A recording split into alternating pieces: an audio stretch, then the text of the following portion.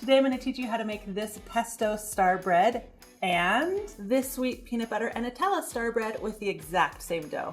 Now, if you love baking and cooking, you're not going to want to miss any of my other recipe videos, so don't forget to subscribe and let's make some awesome.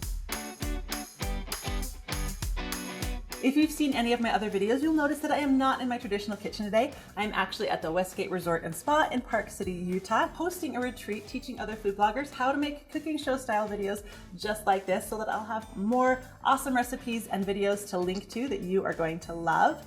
Now, to get started, the first thing we want to do is make the dough. This recipe is super easy to make. You're really going to enjoy it. I know bread intimidates a lot of people, but with a couple tips and tricks, you're gonna find it a lot easier than you think. So for this recipe, we're gonna start with some yeast and some warm milk. And we're gonna let that sit for 5 minutes.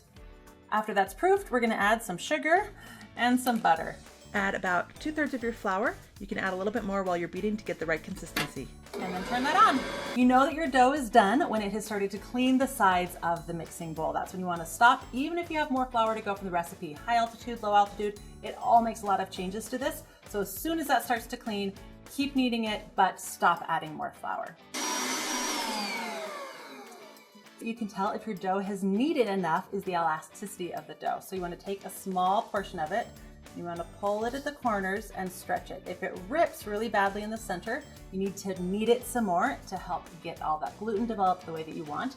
If it stretches beautifully and gets nice and thin, which this one is not, then you need to keep beating, which is what we're going to do now. Now, if you don't have a hand mixer, you can of course hand knead until you get the dough to the texture that you're looking for. Now we're going to add some oil to a bowl, add our dough bowl, cover it, and let it rise for an hour. After an hour, you can take your dough, punch it down, and pull it out. And now, divide the dough into fourths, take one, and start rolling it out nice and thin. A lot of people get a little stressed out about rolling the perfect circle. A tip for that is to constantly be rotating your dough.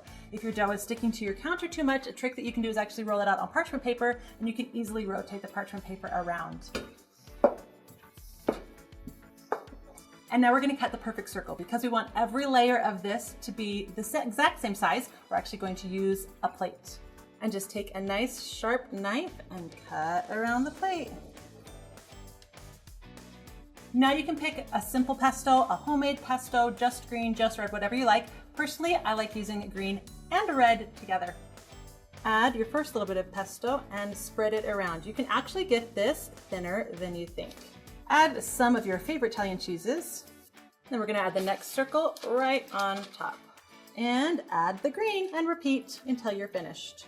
Now we're going to cut this into 16 different wedges, but I don't want to cut all the way to the center. So I'm actually going to put a glass right in the middle, and that's going to remind my brain and my knife where to stop. Now to get 16ths, I cut in fourths, cut it in half, cut all those in half again, and you have 16. Now comes the fun part. You're gonna grab 2 at a time, and you're gonna twist them away from each other and pinch them together. Now you're gonna let that rest for about 15 minutes, and then you're gonna brush it with an egg wash. Now we're ready to go into the oven. You can take this exact same recipe and make it sweet instead of savory by filling it with something different. Today I'm gonna use peanut butter and Nutella. Here's a quick tip. Consider heating your Nutella and your peanut butter a little bit in the microwave so that it spreads a little bit easier on this dough. And everything as the sweet star bread is the same as the savory star bread. You want to layer it, cut the edges, you want to turn and pinch, and bake it for the same amount of time. And look how beautiful it is coming out of the oven. Now we have our savory and our sweet, and we are ready to enjoy them. The only difficulty now is which one am I gonna eat first, the savory or the sweet?